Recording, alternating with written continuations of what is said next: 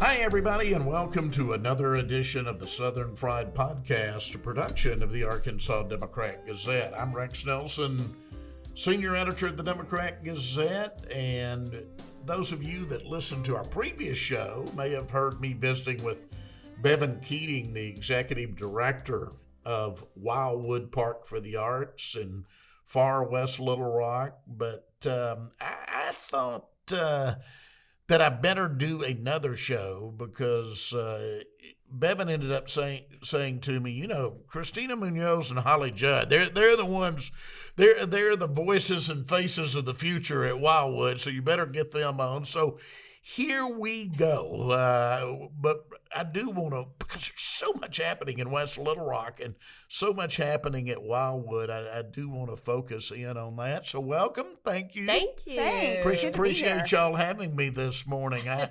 I'm going to do what I did with Bevan, though, and I want to get in how your journeys led to Wildwood. Christina, I'll start with you because you're so well known by Arkansans for the years you spent as an anchor at KTV Channel 7. And I've heard you say this before, but you come here in your 20s. You're raised in the Dakotas. You Yep. come south of all places in your 20s, young reporter, then anchor. And I've heard you say in the past, you really came here. You know, we see TV people climbing that ladder, and you're going to be here about 2 years and be gone, right? Yep, that was the plan. Yeah. 18 months to 2 years tops. Yeah. And that was 21 years ago. Wow. Oops. So what happened? Yes. Okay. So, yes, born and raised in South Dakota. Mm-hmm. My dad was a professional violinist. Which is neat, yeah. Yes, he was in the South Dakota That's Symphony and Sioux Kentucky City Arts. Symphony for 40 plus years. And he was a native South Dakotian, Yes, too? born and Okay. raised. Went into the Peace Corps, and that is where he met my mom in La Serena, Chile. That's where Oh, the wow. Munoz Park comes Yep, from. yep. And we just love it. His peacekeeping mission, if you will, was teaching at a music school Oh, wow. in Chile, and that my mother was taking What ballet a and neat piano family at the same background. conservatory. Yeah. That's how they met.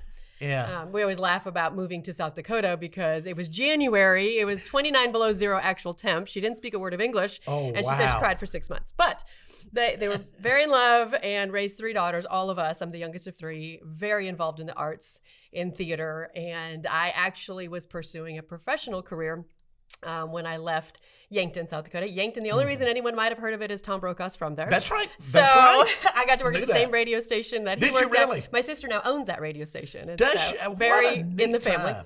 Yes, and I take so, it you've met Tom Brokaw? Oh yes, he's Yeah. so gracious to Yankton. He comes back and he'll sign his books, and we have one of my lots to honor favorites. him. Yeah, So he's how neat. fantastic. Yes. So went to the University of Minnesota as a musical theater major. And as I was pursuing that, I actually got into a professional theater. And I always joked, if Broadway had been my dream, I might still be chasing that. But my dream was Chanhassen Dinner Theater, because growing up in South Dakota, you'd go to Minneapolis for your summer vacation. You go gotcha. to Valley That's Fair right. amusement park. You go see a Twins baseball game. And you go to Chanhassen Dinner Theater. So I'd seen every show since I was 5, probably. Wow. And that was like end all be all for me. So I had gotten into a community theater show, Cabaret. Well, the choreographer of that show was the choreographer of Chanhassen. The director of that show, just a side note, was worked directly under Bob Fosse, was in the video Thriller, and choreographed Purple Rain. Oh, wow. Michael Jackson, or Wow. Princess Purple Rain. Yeah. So community theater is huge up there, let alone professional theater. So over 200 some dancers auditioned. They take 8, and I got in.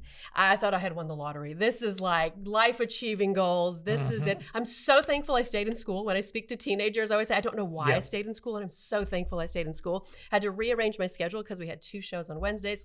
And I made it work. We did the show Can, Cole Porter's Can, and we counted one time. We did 98 kicks a show, 8 shows a week. Wow, it tires me out thinking of it. 302 performances of the same show, including every holiday. gosh. Yeah. I'm 19 years old, and I kind of had this, I don't know if I want to do this the rest of my life moment. And so I had done radio since I had been 16, and everyone had talked about a backup degree. So I switched my degree. So you started to radio at broadcasting. 16. Yes, both of my I sisters started did radio too. at 13. Did That's a great you? thing about a small town. I Yeah. still have the little license you used I to do have too. to I be do on too. air? Holly, you're saying, what are these old radio I people know, talking I know. about? But We you could used go to have forever. to take a test Yep. to be on the air Really? with the Federal Communications Commission called Radio Television Operator Class 3 license. Okay. I And still they have had to it. put them Yep. in a little frame and put them in the studio. I've still got mine too. But I was so young, my dad had to drive me. I didn't have a driver's license. I was course. 13. Yeah, no. He had to drive me from Little Rock, from Arkadelphia to Little Rock to take the test Oh, on my a Saturday. goodness. Still I remember. love it. All right, I'm getting How off times have course, changed. but we got that in common. Yeah. Well, and I did enjoy it. Even as a teenager, I got to play my own music. I got to read news. I got to read sports, and I always enjoyed it. And, I picked a lucky school because the University of Minnesota actually has a great journalism department. I didn't realize that going in.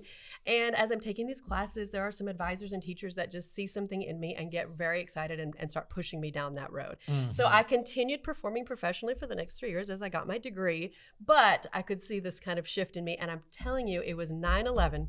I was a senior in college. Oh, wow. And I had taken a job at the CBS affiliate, WCCO. My shift was 2 Well-known a.m. affiliate, yeah. Yes, 2 a.m. to 7 a.m. was my shift because this is how you start in the biz. Mm-hmm. And Don Shelby was the main anchor there. He was there for years.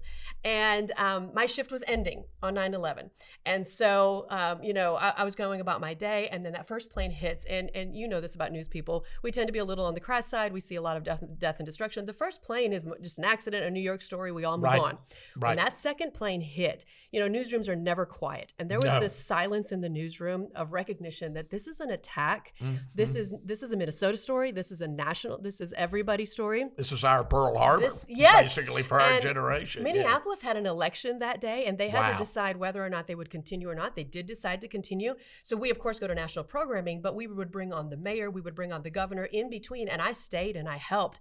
And, we didn't have phones at the time. It was, you had to turn TV on to get your news. Mm-hmm. And I felt like I was making a difference, informing the public on such a huge day. And that was it for me that day. I knew when I graduated, I was going to And become so a then reporter. you made the switch. I did, and I took a job in Duluth, Minnesota, not far from Canada at this point. Absolutely. And Absolutely. I reported there for a year, and then I actually had a job offer in Green Bay, Wisconsin a year later. You do the small market, and then you jump to the medium market. I laughed about Green Bay. I said, I'm a Vikings fan. They're going to hate me there, and they're a big Packer fan. And so I called the anchor that was in Minneapolis at the time, at WCCO, Randy Kay. She's now on Anderson absolutely. Cooper 360 CNN. I said, where did you work your middle market job? She said, KATV in Little Rock, Arkansas. She was here for Clinton. She was working with Peter Jennings. I remember when Randy was here. She was only here 18 months, but this is what I she got remember to well. do. So I said, well, they don't have any openings. She calls my news director, Randy Dixon, and he says that week they were moving Scott Inman from a weekend sports anchor to a 5 o'clock news anchor. Justin Akery, who's now at The Buzz, was going to be doing a weekend sports anchor, and they have a news reporter position open. Wow. I come down, I interview. They actually did not want a contract, which is appealing to me because I only wanted to be here 2 years or less. Yeah. And we moved from from Duluth, Minnesota, and come down. Wow. What a great story. And I know a lot of people listening know this, but Christina will confirm this in the industry, under what Jim Pitcock and then Randy Dixon developed. KATV News for many years was considered one of the top ABC affiliate local operations in the country. It's who people in New York would point to and say, this is how you do it. Absolutely. Lead-ins are huge in the news industry, and we were the only ABC at the time. The 9 to 10 programming wasn't great. CBS had great programming. We were the only one in the nation that people would change between the 9 to 10 programming going to 10 o'clock intentionally for our newscast, and we were that for years. Yeah. Now, Holly, your journey a little bit different coming to Wildwood. Your family, Bevan told me on the show a couple of weeks ago, your family was using it. You're living in West Little Rock. Talk a little bit about your journey and how you end up there now as the development director for Wildwood. Yeah, not near as exciting. Oh, no, it's exciting. Yeah, I just talk for a living. I used to be editor of Arkansas Business, too. Some business success stories which your family has are exciting to me. Well, yes. So I'm from Batesville originally. Yeah. I'm an Arkansan all the way. Went to UCA and loved My it. youngest son just married a Batesville girl. Oh by the way. yeah. She's lovely, I'm sure. Oh, yes. yeah, she is. Yeah. So I went to UCA, and what's crazy is I have a speech degree with an emphasis in PR. never did anything with that really, because I liked speaking, but I didn't want to write speeches for other people. Not really going political, but yeah. So went that way. Ended up in banking. Worked for a bank, Arvest Bank, for about 8 years. Did a lot of training and speaking with about 48 of their branches in Central Arkansas and North Central Arkansas. Right. And it was a great place to grow and learn. And then I went to work for my husband, who has had a pharmacy here in town, the drugstore, for 30 years. 30 now. Yeah. Wow. Yeah. So about 14 years ago, he was in need of some help, growing pains. And I said, I'm yes. Why don't I come help you? Why don't we do this together? And we did, and grew the business, remodeled a new place, and then had a son, and have raised him in there as well. But also living in West Little Rock, I had made connections with Bevan, in a sense. I sang in his community chorus at UALR. Ah, gotcha. That's where I first met Bevan. And I needed a voice coach. I've always taken a voice lesson. Not a music major, but I've always I did the pageant circuit and stuff, and I always had a voice lesson going. Yep. And I said, Bevan, I Dr. Keating, I need a voice I need a voice lesson. Can you do that? And he said, you need to speak to my wife. And so that's how I had a relationship with them. Is Kira Keating, his wife, gave me voice lessons, and then we all lived in West Little Rock, and so that's how that relationship started. The son I mentioned, at 8 years old, Wildwood was doing Oliver, and they needed lots of small young boys to be the orphans. Yeah. And so Jax is big buds with Bevan's son, and he took to that. He loves Wildwood. They would fish, and then you add the theater onto it and the spotlight, and it was just a dream come true. The kid's been hooked ever since. Oh, wow. And so that's how we became. And then as a parent, I just became very invested in Wildwood, and even more so than that, the Lanterns Festival that is our largest fundraiser. That's going to happen in April. Yes, the Keatings got us all on board helping out with that. So I chaired that for about 3 of the last 5 years. Wow. So yes, very invested in Wildwood, and it just seemed like a very natural thing to have established our business together. Philip and I got it in a great place, have wonderful staff there where Wildwood needs to grow. And I was very happy to step on board and help with that, because the relationship there is that we love Wildwood. It's excellent for our family, but it's wonderful for the community and what it's done for our son as far as growth development, and interpersonal skills and meeting people. And he went to WAMA when he was 6, but might have had a little exception there for the age. But the kid has, he's been grown up. He grew up with adults, bless his heart. So it made sense to move and to be invested and to help Wildwood grow. And I was in a wonderful place, our business was. And so my husband very graciously said, yes, you can go do something else. I'll be okay on my own. Yeah, he's like, I got it. So so that's how I came here. And then it's just been a blessing and a joy and a blast hanging out with Christina. You don't realize how tiny or small Little Rock is with all the connections. Her dear friend has been our friend who was in Philip's worked for Philip when she was in pharmacy school. Oh, wow. So just the connections. And so that's the draw there for me to Wildwood. That's one of the great things about Arkansas. Now, Christina, talk about a small world. And Holly, you'll remember when I came out and visited last year, Christina never gave up that artistic side. You gave your story of going into broadcasting, but you never gave that up. I didn't get that. And I had this flashback because years ago, I used to have the honor of being a judge when 103.7 The Buzz did this thing called Christmas Karaoke, and it was huge.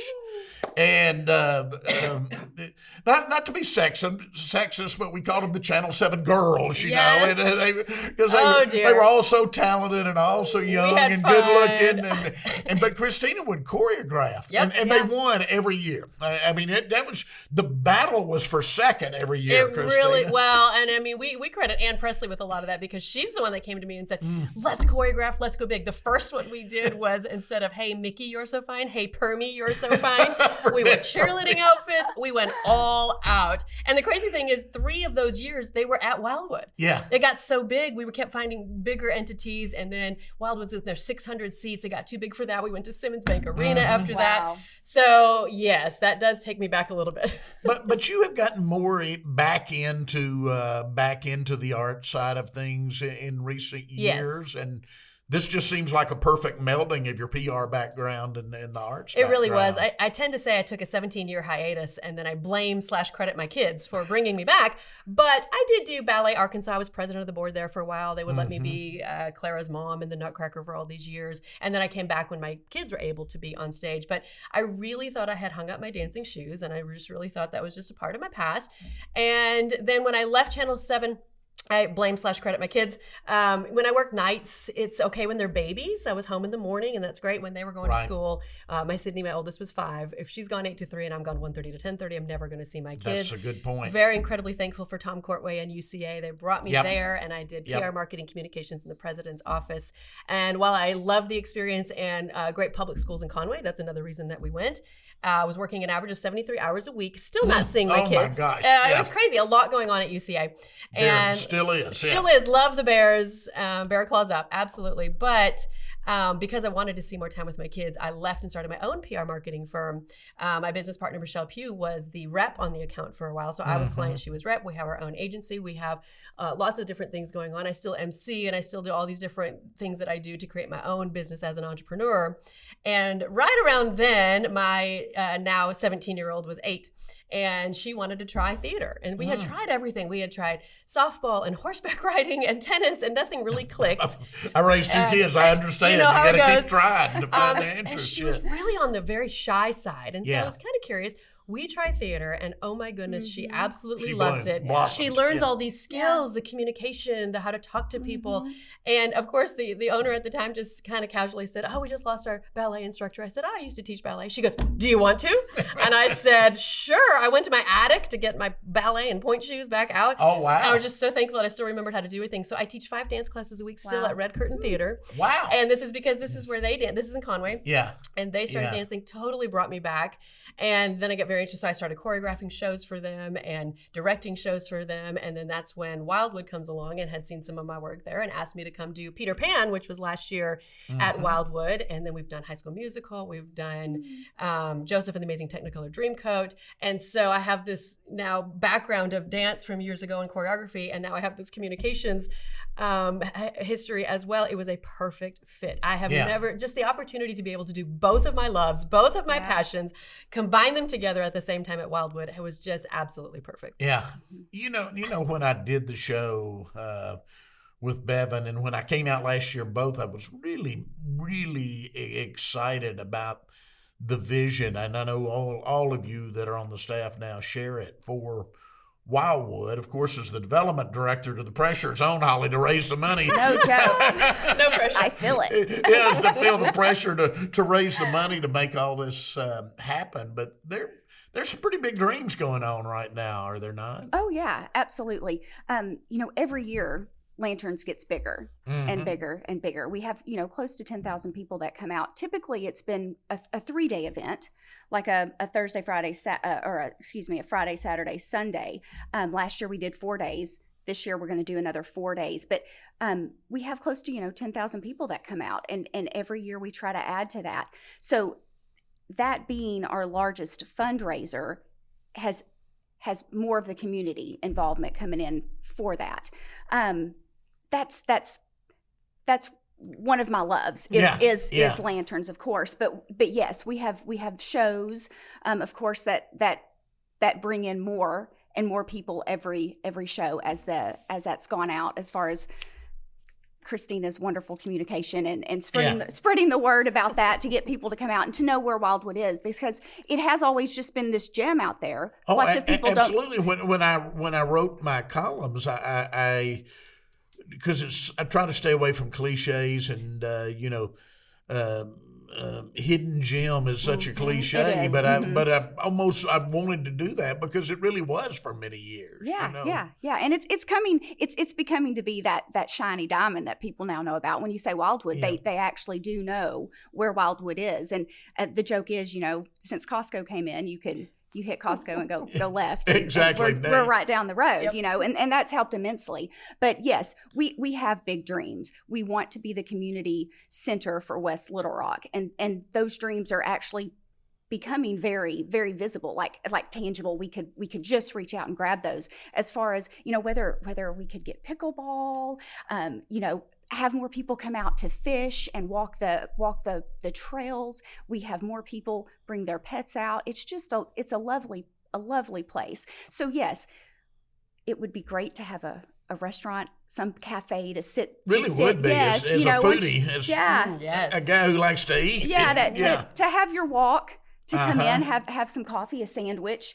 Yeah, let your kids play at the park. If we could have like an actual playground for them. So there are things, and we want people to come out for whether it's a wedding or you're just having a photography session out there. Yeah, bring the kids, bring the family, have a picnic and have dinner at night, and then go see a show. Yeah, really exciting. So meanwhile, while Holly's out raising all this money and finding these business partners, Christina, you're making sure it's not hidden that this gym everybody knows about. But again, the great thing about a smaller state like Arkansas, Holly, you mentioned all the connections and knowing each other. But Christina, I dare say virtually every media outlet in Central Arkansas, whether it's television, radio, newspaper, magazine, you already know people there on a first name basis. So you've got a good story to tell, and I guess that's what you're doing now, is telling that story and making sure Wildwood is not hidden anymore. Exactly. And it's been kind of interesting because for the beginning, I like to do a lot of assessment. So what do people think about it? What is perceived about it? Some are accurate, some are not. And for so long, it was middle of nowhere. It was so far out. It was just so different than everything else. And that's not the case anymore. Everything has grown up around it. We mentioned Costco. Everything is there.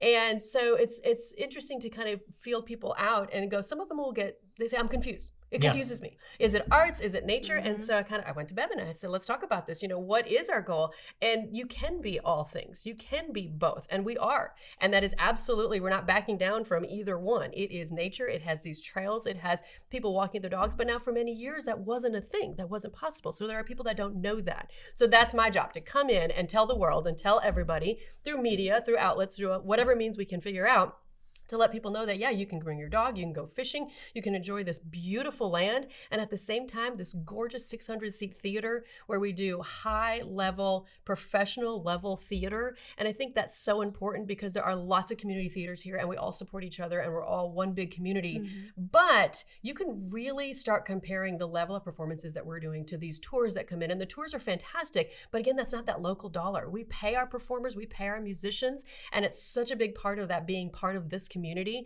but still doing this high quality level that you don't need to drive to these bigger theaters or other places to see that level of theater, and that we can be both of those things. And then when you go in the future and look down the road and go, a restaurant, a pickleball, a hockey rink, a daycare, a preschool, a dance studio, we have the space. We've got this here, and we want these private partnerships with businesses to come to us, talk to us, and say, we want to be a part of this, because when we look down the road, there's a lot happening at Wildwood. Absolutely. And it's no longer, like you said, that hidden place out in the woods. It's surrounded by neighborhoods. I'll tell you a funny little story to start with. So when my wife and I moved here from Washington, D.C. in 1989, we were in that apartment complex that's right across from Bell Chevrolet. And it was new then. It was called Jenny's Vineyard at the time. And my mother-in-law gave us this old Buick Deuce and a Quarter that backfired. At first marriage, you take anything. And so on Saturdays, I would call it blowing it out. I would take it down blow it out so it wouldn't Word. backfire so much. So I'd go all the way to the end of Chenal. There was nothing past there. Mm-mm. I mean, there was nothing. And then I would go out Canis and Yeah. go past the Wildwood. Where there was nothing. Way out in the woods. And Melissa would say, where you been? I'm way out in the country driving around.